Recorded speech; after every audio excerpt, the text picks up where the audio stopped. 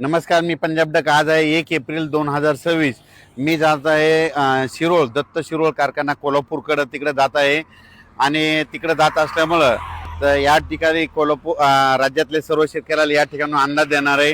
कारण की राज्याचे आता येत असताना खूप फोन आले, आज पाऊस येईल का. तर राज्यातल्या सर्व शेतकऱ्याला सांगू इच्छितो, इकडं आज कोल्हापूरकडे जात आहे म्हणून त्या कोल्हापूरच्या ऊस उत्पादक आणि साताऱ्याच्या शेतकऱ्याला सांगू इच्छितो की तुमच्याकडं आज एक तारखेला दुपारी 4च्या नंतर तुमच्या भागामध्ये चांगल्या स्वरूपाचा पाऊस पडणार आहे.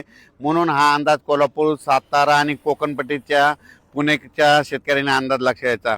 मग सांगायचं झालं तर हा पाऊस तुम्हाला सांगू इच्छितो की अहिल्यानगरकडे पडणार आहे, त्याच्यानंतर नाशिककडं, नंदुरबार, धुळे, जळगाव, त्याच्यानंतर विदर्भाकडे, पूर्व विदर्भ, पश्चिम विदर्भ आणि मराठवाड्याकडे सगळीकडे आज बऱ्याच ठिकाणी चांगला पाऊस सुरू होणार आहे. म्हणून हा अंदाज लक्षात घ्यायचा.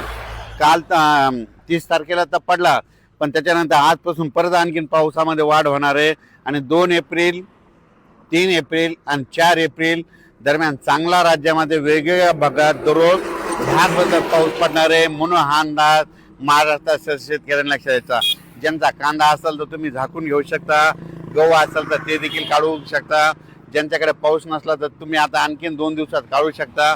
कारण की दररोज वेगवेगळ्या भागात भाग बदलत, काही ठिकाणी गारपीट होणार आहे, काही ठिकाणी पाऊस पडणार आहे, काही ठिकाणी नुसतं वारं सुटणार आहे. म्हणून 4 दिवस आणखीन राज्यात वातावरण खराब होणार आहे. 5 एप्रिल पासून पुन्हा राज्यात हवामान कोरडं होणार आहे.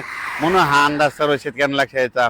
5 एप्रिल पासून वीट उत्पादकांना सांगू इच्छितो की तुम्ही तुमचं वीट भरतीचं परत सुरू करू शकता. कारण की 5 एप्रिल नंतर परत हवामान कोरडं होणार आहे. म्हणून हा अंदाज देखील सर्व शेतकऱ्यांनी लक्षात घ्यायचा. मग आता हे आज 1, 2, 3, 4 एप्रिलच्या दरम्यान महाराष्ट्रामध्ये काय भागामध्ये अशी गारपीट बघायला मिळेल. काही ठिकाणी लिंबासारखी गारपीट भेटेल, काही ठिकाणी बोरा एवढ्याला भेटेल, काही ठिकाणी चिंचोक्यासारखी गारपीट पाहायला भेटेल. म्हणून हा अंदाज लक्षात घ्यायचा. म्हणजे सांगायचं झालं देखील तर परभणी जिल्ह्यात देखील गारपीट होणार आहे, काही भागातच होणार आहे, सगळीकडे होणार नाही. नांदेड जिल्ह्यात आहे, लातूर जिल्ह्यात आहे, बीड जिल्ह्यात आहे, अहिल्यानगरकडे आहे, संभाजीनगरकडे आहे, जळगावकडे आहे, नंदुरबारकडे आहे, धुळे जिल्हा आहे, नाशिक जिल्हा आहे, त्याच्यानंतर कोकणपट्टीकडे आहे, साताऱ्याकडे देखील आहे, कोल्हापूरकडे देखील आहे, इकडं 2 पुणे त्या परिसरात देखील आहे, इकडं धाराशिव जिल्ह्यात देखील होईल. त्याच्यानंतर बुलढाणा जिल्ह्यात त्या सिंदखेड राज्याच्या पट्ट्यात देखील काही भागात होईल, अकोला जिल्ह्यात होईल, वाशिमकडे होईल, त्याच्यानंतर अमरावती जिल्ह्यात होईल, अमरावतीकडे होईल, यवतमाळ जिल्ह्यात होईल, नांदेड जिल्ह्यात देखील होईल, हिंगोलीकडं, वाशिमकडं. म्हणजे प्रत्येक जिल्ह्यामध्ये 5-6 ठिकाणी तरी या 4 दिवसात मात्र गारपीट होणार आहे. आतापर्यंत काय भागात कधी पाहिली नसेल अशी एवढ्या मोठ्याली गारपीट होणार आहे. म्हणून हा अंदाज देखील सर्व शेतकऱ्यांना लक्षात द्यायचा.